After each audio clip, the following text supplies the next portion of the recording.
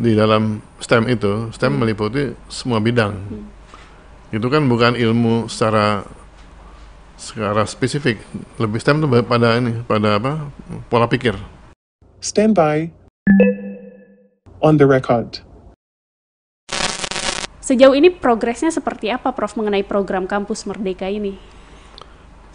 Program tersebut memang idenya sangat baik, yaitu memberi kesempatan pada mahasiswa atau perguruan tinggi untuk memberi keleluasaan di dalam belajar, menimba ilmu, mencari pengetahuan, ya, dan juga memperkaya pengetahuan dari seorang mahasiswa. Misalnya mahasiswa teknik diharapkan ambil bidang-bidang lain di luar teknik, supaya lebih lengkap dia dalam membentuk karakter dan sebagainya itu.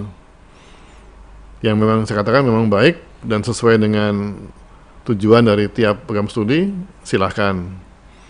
Kalau ada yang kurang baik karena mungkin selama ini tidak terlalu tepat pilihan dari anak-anak itu, karena mungkin dia milih juga nggak terlalu tahu yang dipilih apa, kan perlu ada pembimbingnya yang mengarahkan, pilih yang ini loh supaya sesuai gitu loh. Itu perbaiki. Tolong jangan terlalu dibebaskan sama sekali supaya anak-anak tidak kehilangan keahliannya gitu loh. Ada yang memang ternyata tidak berhasil. Misalnya ada satu program studi, bidang studi yang memang mau tidak mau harus bidang itu yang ditekuni sepenuhnya selama 8 semester misalnya itu, ya 4 tahun kan, S1. Karena bidang tersebut mengatakan nggak bisa kita kalau ambil bidang lain, nggak apa-apa juga gitu loh. Nah, karena sifatnya kampus merdeka, kan merdekanya dipikirkan. Iya. Merdeka artinya apa? Freedom. Merdeka untuk apa? Untuk milih. Ada kebebasan itu ya, Prof? Untuk milih. Bahkan juga merdeka untuk nggak milih. Jadi nggak milih nggak boleh gitu loh. Karena apa? Mungkin loh bidang yang sangat spesifik, dia butuh sekali sejumlah jam kuliah untuk hanya kuliah itu gitu loh. Nggak bisa digabung dengan yang lain atau nambah waktu kan, nggak, sayang gitu loh. Intinya adalah keleluasaan diberikan pada perguruan tinggi dan mahasiswa dosen untuk meramu pendidikannya masing-masing. Tapi kalau memang ramuannya itu tidak bisa dipenuhi dengan kampus merdeka, ya nggak usah gitu loh. Jadi jangan disalahkan karena dulu yang saya tahu itu diwajibkan harus ambil 1 semester di luar kampus, apapun bidangnya, dimanapun lokasinya. Nah, ada kampus-kampus yang tidak mampu karena bidangnya tidak cocok. Nah, dulu diharuskan. Nah, sekarang karena ini merdeka, ya kita merdekakan lah. Artinya boleh pilih, boleh nggak milih. Artinya itu sudah dicantumkan dalam suatu regulasi, Prof? Enggak, atau seperti apa? Saya sampaikan aja pada teman-teman di kampus, kan merdeka sifatnya. Ya, kamu pilih lah. Itu pilihan Anda gitu loh. Jadi pilih yang terbaik. Kalau terbaik yang nggak usah milih di luar kampus, ya nggak apa-apa juga. Kan yang penting kampusnya berhasil. Itu jadi intinya seperti itu, supaya nggak salah persepsi gitu. Ya. Prof juga dulu mengajar betul ya? Ya. Di ITB, Prof.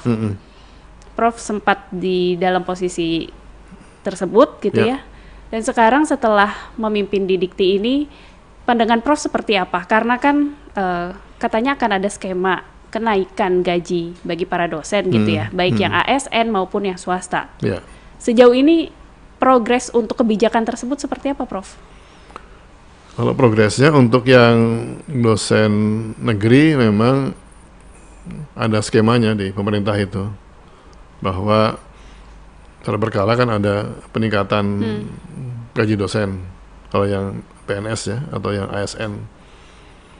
Nah, yang saya juga sekarang concern teman-teman di swasta gitu loh.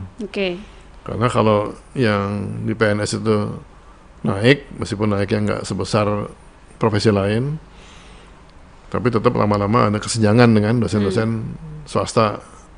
Karena dosen swasta itu kalau mau naik yang agak repot yayasannya gitu loh. Nggak sanggup dia mendanai dosennya dengan cukup mahal. Padahal tugas sama-sama ngajar, sama-sama didik kan. Anak bangsa didik semua oleh dia. Kalau sama-sama didik, kenapa nggak hampir sama gitu loh, itu pendapatannya. Nah, kita mencoba ke pemerintah untuk memberikan bantuan pada perguruan tinggi swasta untuk meningkatkan kesejahteraan dosennya. Tentu besar tergantung pada kemampuan pemerintah. Nah, dari sini memang yang masih harus diperjuangkan skemanya. Karena kalau pemberian gaji secara rutin oleh pemerintah ke swasta itu nggak mungkin. Yang memungkinkan gimana, Prof? Karena memang aturannya tidak memungkinkan dana pemerintah dipakai untuk swasta. Yang mungkin adalah dengan pola hibah. Jadi saya minta pada Kementerian Keuangan, minta dana untuk menghibahkan ke swasta, hibah saya kasih, silakan tiap kampus yang membagi hibah itu untuk dosen-dosennya, terserah dari jumlah dosen yang ada itu. Paling pola hibah itu, nah kita perjuangkan dulu. Mungkin polanya bisa, tapi tinggal negara mampu nggak dengan tambahan uang itu. Harusnya mampu sih. Tapi Prof melihat gaji dosen baik ASN maupun swasta saat ini sudah ideal belum, Prof? Belum. Jadi gini, di mana-mana ya, di setiap negara gaji dosen dan gaji profesi lain tuh nggak beda jauh gitu loh. Di kita masih relatif agak jauh. Ya, jadi kalau angka sih saya nggak pernah bisa angka. Tapi di negara yang sudah memang established kesejahteraannya itu, maka gaji tertinggi satu profesi di sebuah negara dengan gaji yang terendah itu gapnya kecil, hampir sama lah gitu. Nah di kita kan masih besar. Saya katakan kalau bisa ya mau profesi di bank atau dosen atau apa ya kalau bisa hampir sama lah. Itu ya supaya nggak ada ketimpangan.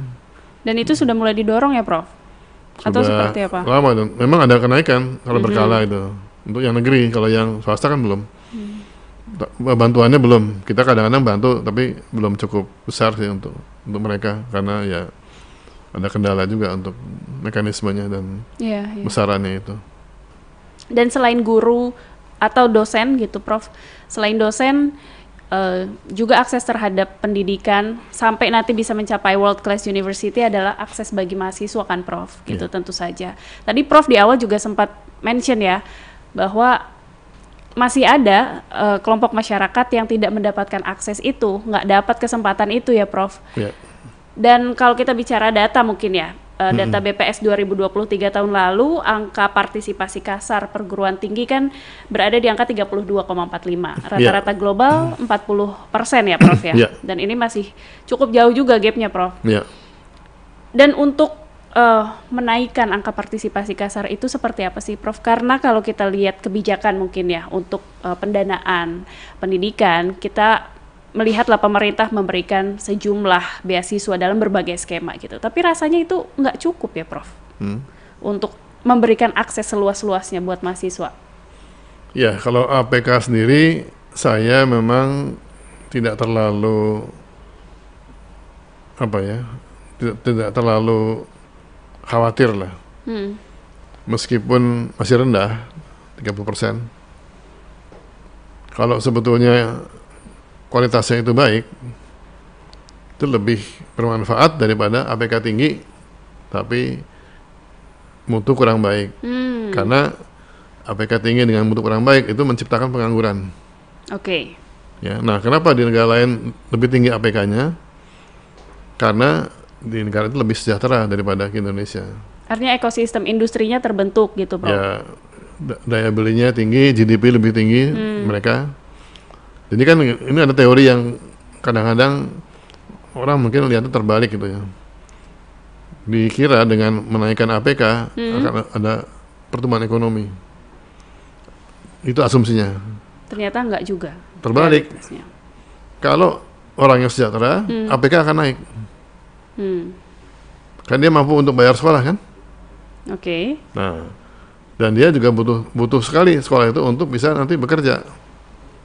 Kan dia lihat, oh ada pekerjaan nih, dan bisa bayar uang sekolah, pasti dia akan sekolah, lulus, kerja. Nah, kalau kita pendapatan masih rendah, mungkin buat sekolah pikir-pikir ya, saya kerja aja deh daripada sekolah. Toh kalau kerja sekolah pun nanti mungkin pekerjaan belum ada. Nah, jadi memang tingkat kesejahteraan sebuah negara itu menentukan APK tinggi atau tidak. Bukan dengan APK dinaikkan kita naik kesejahteraan, enggak. Naikkan pendapatan, maka APK akan naik. Tapi ada juga yang ilmunya tuh spesifik sekali, di mana di sini nggak ada tempat yang untuk berkarya. Saya katakan kamu cari pengalaman dulu di luar, tambahan dulu pengalaman di luar, atau masuk industri mana di luar yang sesuai dengan bidangnya. Nanti setelah sekian lama, ya terserah mau 3 tahun, 5 tahun, kembali ke sini, bangun industri di Indonesia. Stand by. On the record.